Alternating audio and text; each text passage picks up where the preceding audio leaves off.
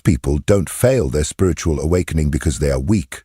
They falter because something within them begins to unravel in silence, in the still hours when the soul no longer wishes to perform. At first, it feels like a gentle cracking, barely noticeable. You wake up one morning and the world feels distant. The routines feel foreign, the conversations feel hollow. There is no thunder, no revelation, just a slow and quiet collapse of meaning. What once gave you pride now feels performative. What once anchored you now feels like a cage, and so you begin to drift, not away from the world, but into yourself. But this inward turning is not romantic. It is not glowing with inspiration. It is raw, disorienting, and painfully honest. This is the part no one warns you about, the descent, the emptiness, the great undoing. It is not the light that arrives first, but the shadows. The very ego you've spent your life strengthening now stands in the way. It begs for comfort, for certainty, for the familiar mask to remain intact, but awakening demands otherwise. It does not polish the surface. It strips it. It does not give you peace. It gives you the truth. And that truth often comes with the loss of who you thought you were, who you were taught to be, and what you believed would make you whole. You begin to realize that your discomfort isn't something to fix, but something to feel, that the grief you carry is not a flaw, but a doorway. And many, when they reach this threshold, turn back. They call it a phase. They silence it with noise. They numb it with distraction. Because this isn't the enlightenment they imagined. It's not the peace they hoped for. It is a spiritual reckoning. It is the soul breaking through years of silence. But for the few who choose to stay, for those who let the fire burn through the illusion rather than escape, something sacred begins to form. Not quickly, not easily, but undeniably. A presence that cannot be shaken. A truth that needs no audience. A life lived no longer from image, but from essence. And that is the quiet miracle. The fire that tried to destroy you becomes the light by which you finally see. It begins as a quiet suspicion that the life you've constructed, the one you dutifully built around roles, responsibilities, and expectations, was never truly yours.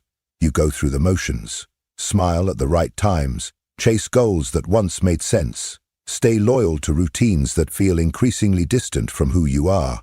But underneath the surface, something starts to fracture. It's subtle at first. Persistent sense of disconnection, a strange fatigue that no rest seems to cure, a growing discomfort in places that once felt safe. You find yourself staring at the ceiling late at night, not out of anxiety, but out of a nameless hollowness. Something inside is no longer in agreement with the script you've been performing, and this is where the descent begins. Not into chaos, but into the unfamiliar territory of truth. When Jung spoke of the shadow, he spoke not only of the parts we repress out of shame or fear, but also of the unlived life, the truths we buried beneath social conditioning and survival patterns. Awakening draws this buried life to the surface. It peels away the layers of adaptation and asks you to meet yourself without pretense. But this is no small task. It requires the dismantling of identities you've confused with your soul. It asks you to let go of the image you've polished for decades in exchange for something more real, more raw, more unshakably you. Imagine a woman who has spent her life being what everyone needed: the reliable daughter, the selfless partner, the tireless caregiver. She's been praised for her strength, admired for her sacrifice. But one morning she wakes up and the praise feels like poison, not because it isn't sincere, but because it no longer nourishes her. It flatters the version of her that's disappearing. She walks into her familiar kitchen, touches the worn countertops, pours coffee into the same chipped mug, and feels like a stranger in her own life. There's no dramatic crisis, no sudden event, just the unbearable realization that she has disappeared beneath the roles. And now, something inside her is asking to return. This is the crossroads. The moment that breaks so many. Because answering that call means leaving the known, not always literally, but internally. It means risking disapproval. It means walking into the fire of uncertainty. And most terrifying of all, it means no longer being who you thought you were. But this is also where something sacred begins, because in that moment of collapse, you are closer to your essence than ever before. The mask falls, the image fades, and what remains is a soul that refuses to be silenced any longer. This is the part no one prepares you for, the moment when the ground inside you no longer feels solid. You are not just doubting your path, you are doubting your very existence as it was once defined. The stories that held you together begin to unravel, thread by thread, and suddenly there is no center to cling to. This is not confusion, it is deconstruction. The ego, which once proudly narrated your life, begins to lose its grip, and in its place rises a silence so vast, so still, it feels as though the world has stopped. You reach for old comforts, old voices, but they echo back empty. You smile at familiar faces and feel like a ghost. Nothing is wrong, but nothing feels right. This is the soul untethering itself from the scaffolding of borrowed meaning. Carl Jung described this as the encounter with the unconscious, the place where the false self begins to disintegrate and the true self begins to emerge, but only through fire. And the fire is real, not literal flames, but the slow, relentless burning away of who you thought you needed to be. It's like standing in front of a mirror that shows not your reflection, but your residue. Everything you've carried that was never truly you, the roles, the masks, the inherited beliefs, they begin to fall, and what remains is not immediately beautiful. What remains is raw, trembling, and unpolished. But it is real. Picture a man in his late 40s who has followed every rule, every timeline, every expectation. A respected title, a stable home, a family he cares for deeply, and yet, one afternoon, as he sits at a red light on his commute, a tear rolls down his cheek, and he cannot explain why. He isn't sad. He isn't stressed. He's simply empty. Not from lack, but from overflow. From years of being everything except what he actually is. That single tear becomes the turning point, not because it fixes anything, but because it breaks the spell of pretending, of pushing, of performing. For the first time he sees himself, not as a role, not as a provider, but as a soul who is quietly calling himself back home. And this is where most turn away, because the silence demands surrender, the unraveling demands patience, the awakening demands you stand in your own ashes before you rise. But if you stay, if you resist the urge to run, numb, or rebuild too quickly, what you find on the other side is not just healing, it's true. A truth that no longer needs to be proven or named. It simply is. And it changes everything. To truly awaken is to descend into the part of yourself you were taught to abandon. It is to sit in the presence of everything you disowned in order to be accepted. And this descent is not glamorous. It is raw. It strips you of your defenses. It humbles you in the most intimate places. Because the deeper you go, the more you begin to realize that the shadow you feared is not your enemy, but the orphaned parts of you still waiting to be seen. These are not flaws. They are fragments of innocence unmet, of anger unexpressed, of needs ignored for too long. And they don't rise gently. They rise in the form of conflict, insecurity, defensiveness, comparison, and the fear of being found out. Awakening doesn't bypass these things. It amplifies them, not to punish you, but to bring them home. Carl Jung once said, "One does not become enlightened by imagining figures of light, but by making the darkness conscious." And this is the truth most avoid. Because to make the darkness conscious is to face the wounds you swore you'd outgrown. It is to trace the sharp edges of your coping mechanisms and name them for what they are: protection. Not weakness, not shame. Protection. But protection is not the same as freedom. And awakening demands freedom. It demands you choose truth, even when that truth makes you feel undone.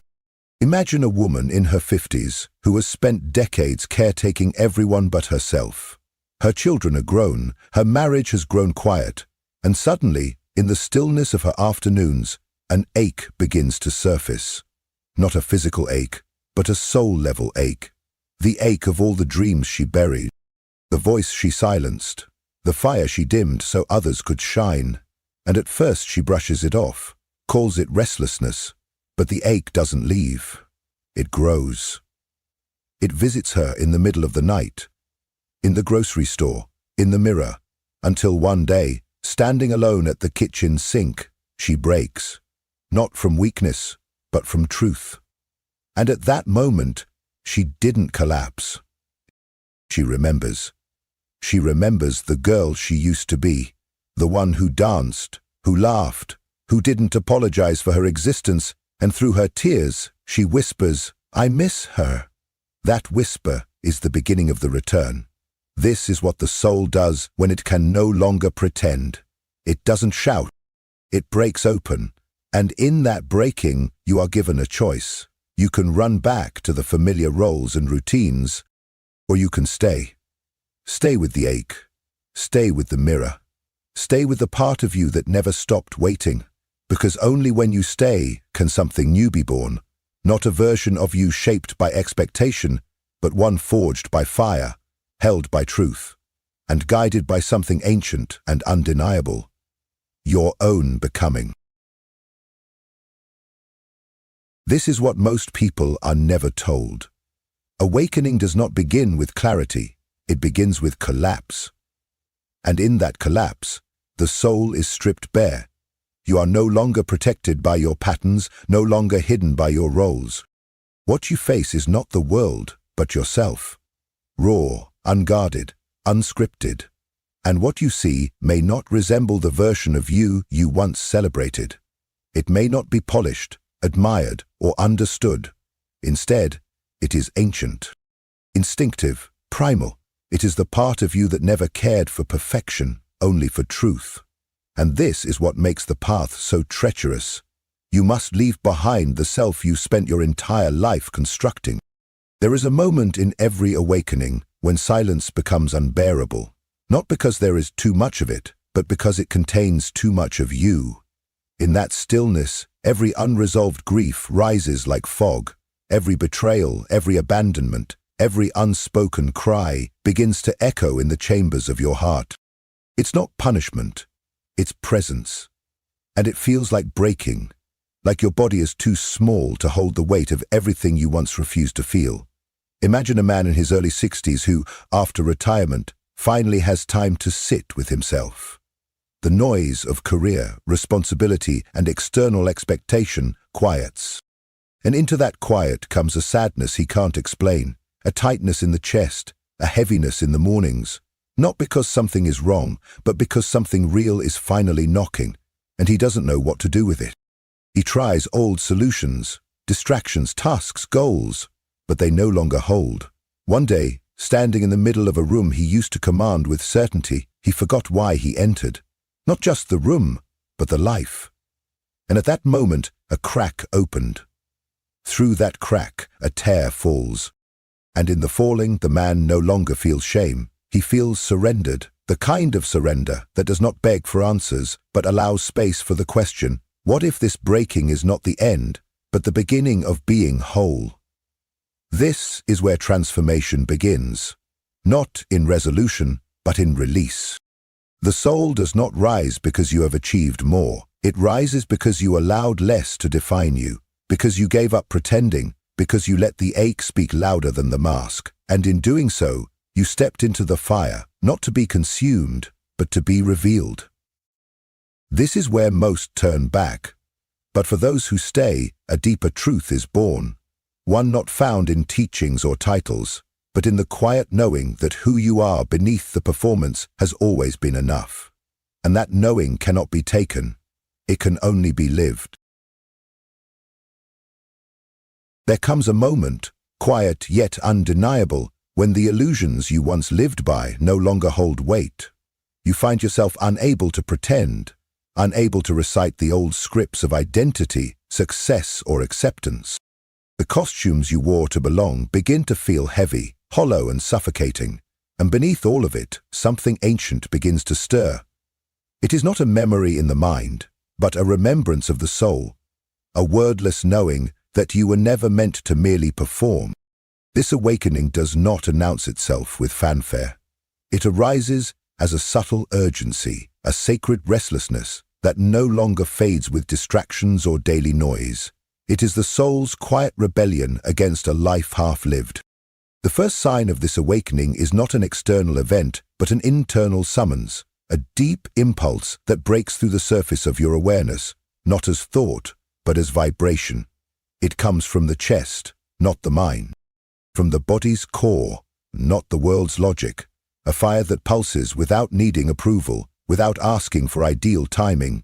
It emerges like a secret sun, long buried, suddenly refusing to remain hidden. This impulse is not chaotic, though it may feel unfamiliar. It may lack definition but never direction. It pulls you toward what is alive, toward truth, toward what feels real, even if you cannot yet name it. And at the same time it begins to push you away from all that once dulled your radiance, from roles, routines, conversations, and relationships that once gave you comfort but now feel like exile. This shift may seem irrational from the outside, but within, it feels like alignment. You are not chasing novelty. You are responding to something timeless. You are remembering an agreement you made before you forgot. This is not a map you follow. It is a signal you feel. One that tells you with quiet certainty not where to go, but where you can no longer remain. Suddenly, the familiar becomes unbearable. The acceptable becomes intolerable. A kind of low-grade discomfort begins to greet you each morning, not as suffering, but as a sacred invitation. You can no longer silence this voice with entertainment or busy work. You can no longer soothe it with surface pleasures. This voice, this flame, does not clamor for attention. It burns steadily. It does not shout. It persists, and even if part of you longs for silence, longs for the past, you know that return is no longer possible. You've crossed an invisible line. Something irreversible has happened. The ember has been lit, and though it may seem small, it has power. It begins to guide you, not with grand gestures, but with small, soul-aligned certainties. You feel it in the decisions you can no longer delay, in the truths you can no longer deny, in the places where compromise now feels like betrayal. This fire does not consume you, it reveals you, layer by layer, mask by mask, habit by habit. And as the world around you continues as it always has, something inside you has undeniably changed. You are no longer asleep to your essence. You are beginning to remember why you came. And it was not to blend in. It was not to shrink.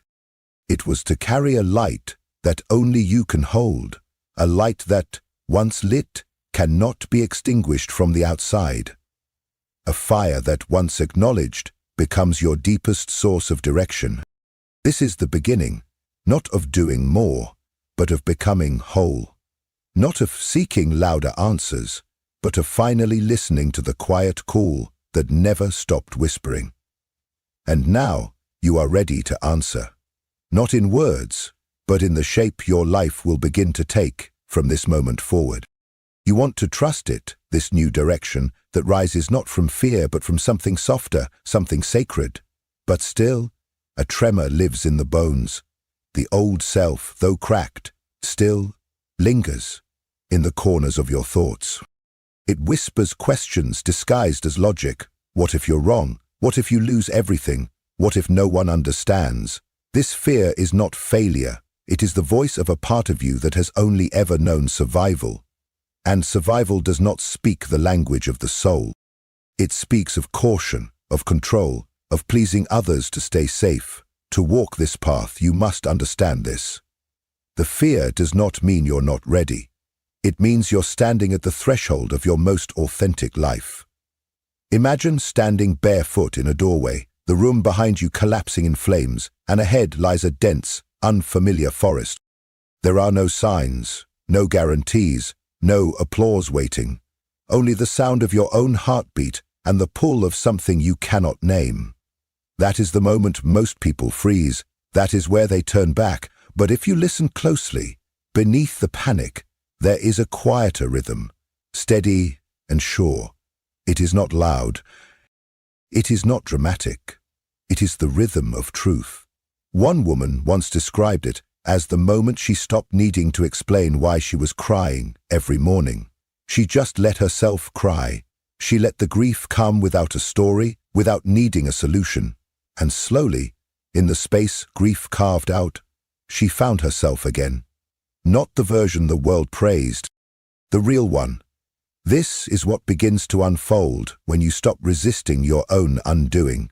The wilderness becomes less frightening, not because it changes, but because you are no longer trying to walk it as the person you were. You are becoming something new, something ancient, something that has nothing left to prove. This is not the end of fear, but the beginning of self-trust, the kind that cannot be taught, only earned, by staying when you most want to run. And so the final shedding begins, not the kind that feels like fire, but the kind that feels like wind, quiet, relentless, stripping away everything that still clings to who you used to be. You wake up one morning and realize you no longer want to chase what you used to crave. You don't want to be needed. You don't want to perform. You don't want to carry everyone else's expectations like a second skin. What you want is silence, not the absence of sound, but the presence of space. A space where you can finally hear yourself think, feel, breathe. This is the part no one talks about, the part after the storm, the emptiness that follows the unraveling. And it's not depression. It's not numbness. It's a sacred stillness, a waiting room between worlds. It is the moment when you stop seeking meaning in old places and begin listening for truth in unfamiliar ones. You feel disoriented, like a bird that flew through a window it didn't see. Everything looks the same, but nothing feels the same. You go to the job, you make the calls, you check the boxes, but your soul is elsewhere, watching, waiting, wondering when it's safe to return. And it is in this liminal space that most people turn back. Transformation is not only about letting go of pain, it is also about letting go of identity, our purpose, and all the scaffolding that gave shape to our sense of self. And to be without that shape is to feel formless, vulnerable, exposed. But here is the paradox. This very formlessness is the beginning of true form. Like clay softened by water, you are now malleable enough to be remade by something greater than your conditioning. A new voice begins to rise, not from your mind, but from your belly, from your bones, from the ancient memory of who you were before the world told you who to be. It speaks not in sentences, but in sensations. A gentle pull towards something more honest, a quiet aversion to anything that requires you to shrink, a longing for intimacy that doesn't cost you your integrity. This voice will not compete for your attention. It waits, like a lighthouse in fog, steadfast and unwavering. And the more you return to it, the more you trust it, the clearer it becomes. Until one day you realize you're no longer living your life, you're inhabiting it. You're not trying to be spiritual, you're simply real. And in that realness, something extraordinary happens. The world begins to respond to your vibration, not your appearance. People who resonate with your truth begin to arrive. Opportunities that match your essence begin to unfold. And the life you were always meant to live, the one that doesn't require your exhaustion to sustain, begins to take shape around you, not because you forced it, but because you finally stopped abandoning yourself. That is the true completion of the awakening. Not escape, not transcendence, but embodiment. You've come home. And in this quiet remembering, something softer than enlightenment, but stronger than any belief system, begins to take root. You no longer seek to be someone, you begin to be. No longer trying to fix, prove, or perform, you become available to life in its raw, unfiltered beauty. This is the sacred paradox. The true awakening doesn't elevate you above the world, it drops you deeper into it, not as a persona navigating a script, but as a soul inhabiting every breath. And yet, this kind of presence is profoundly disorienting. Because the world you once tried to conquer now asks you to touch it gently, to move through it with reverence, not conquest. You begin to notice the subtle threads of connection in everything. The way a stranger's eyes hold a story your heart recognizes. The way silence speaks louder than affirmation. The way a falling leaf can break you open with its reminder that letting go is nature's rhythm.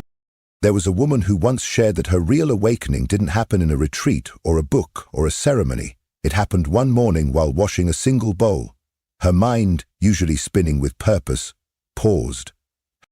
Her hands in warm water, the sunlight dancing on porcelain, and something within her whispered, "This is it." Not a moment to escape or transcend, but to enter fully. In that ordinariness, something extraordinary was revealed. The realization that the divine was never elsewhere. It had always been here, in the mundane, in the overlooked, in the stillness we spend our lives avoiding. And as she cried, not from sadness, but from recognition, the weight of 1,000 silent questions melted. Not because she found the answers, but because she no longer needed them. She had found herself. This is the quiet climax of spiritual awakening that no one warns you about. Not the ecstasy of transformation, but the humility of presence. You learn to carry your wholeness not like a flag, but like a flame. Protected, intimate, undeniable. You stop needing life to thrill you or validate you. You begin to walk with sacred slowness. You listen more than you speak. You pause instead of reacting. You breathe instead of chasing. And though others may see less of you, what they feel is more. Because your energy is no longer fractured, it is intact, rooted, alive. This is why most people don't make it through. Because this path doesn't offer applause or guarantees. It offers truth. And truth asks for everything you thought you were in order to become who you truly are. Not above the world, but finally, deeply within it. And so, you arrive, not at the end, but at the quiet beginning of something unshakably true. The journey did not elevate you above life. It rooted you deeper within it. The wounds, once carried like weights, have become thresholds. The shadows you once feared now walk beside you, no longer as threats, but as teachers. And though the road was never linear and the cost was never small, what it gave you was beyond anything certainty could offer. It gave you not the version dressed in approval or clothed in performance, but the self beneath all stories. The one who breathes with the trees, who cries without apology, who listens when silence speaks, who no longer searches the stars for answers because the constellation now lives within. There is a sacred stillness in those who have made it through, a calm that does not shout, a presence that needs no introduction. It is the calm of one who knows the storm and has learned to dance in the rain without losing their flame. Not to light the way for others, but to burn in your own truth. And in that burn, you warm the space around you. Some will be drawn to your warmth. Some will recoil. That is not your concern anymore. You are no longer here to be understood by everyone. You are here to be at peace with yourself, to trust your own knowing, to walk with your own soul. And as you do, you discover that peace was never the absence of pain. It was the presence of self. Wholeness was never perfection. It was permission to feel it all, to hold it all, to rise and break and rise again. What you now carry is invisible, but undeniable, a frequency felt in your silence, a strength woven through your softness. You no longer crave the noise of being seen because you have become visible to yourself. And when the world tries to seduce you back into forgetfulness, into the script of should and the mask of enough, you smile, not in defiance, but in remembrance. You remember the fire. You remember the void. You remember the choice to stay when everything inside you begged to flee. And that choice, again and again, became your resurrection. A quiet revolution is written not in words, but in how you exist now, in how you breathe, in how you love, and in how you no longer shrink when the room grows cold. This is the legacy of awakening. Not a title, not a destination, but a way of being, a lived devotion to what is real. And it changes everything. Because now, when you speak, your voice carries truth. When you love, your heart brings healing. When you rest, your presence restores. You are no longer waiting for a sign. You are the sign. You are the answer to prayer. You are the echo of every forgotten truth finally remembered. And from this place, you walk.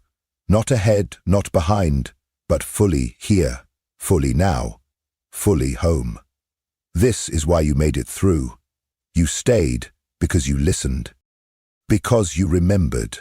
And now, as the world continues to turn, you do not chase the light.